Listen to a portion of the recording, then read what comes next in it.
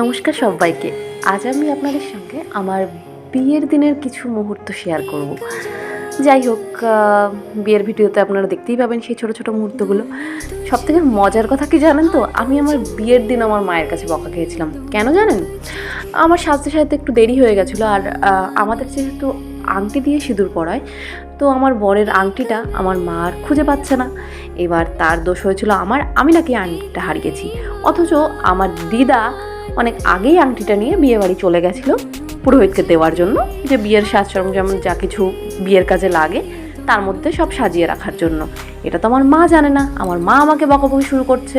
Even আমি যখন আমার বাড়ি থেকে আমার বিয়ে বাড়ির যে ভেন্যু সেটা খুব কাছেই ছিল, তো সেখানে যখন আমার মা আমাকে নিয়ে যাচ্ছে, সেখানেও বকা দিতে নিয়ে যাচ্ছে। কেন তুই আংটি হারিয়েছিস বল, তুই আংটি হারিয়েছিস, এবার কি হবে? আমি বলছি, মা আজকেও তুমি আমাকে বকবে? মা আজকেও বকবে? আজকে আমার বিয়ে। আমি তো মাকে কিছুতেই বুঝিয়ে পারছি না। না মা, আমি আংটি হারাইনি, আমি আংটি নেইনি, আংটি যেখানে ছিল সেখানেই আমি রেখেছিলাম। মা কিছুতেই আমার কথা বিশ্বাস করছে না। অবশেষে আমি বিয়েবাড়ির সামনে গিয়ে দেখি আমার বর অলরেডি গাড়ি নিয়ে বিয়েবাড়ির সামনে হাজির।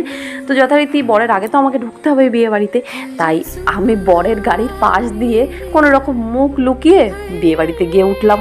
আর বরের বন্ধুরাও আমাকে সব দেখে ফেললো, যে এই দেখ দেখ দেখ তোর বউ ঢুকছে, বউ ঢুকছে।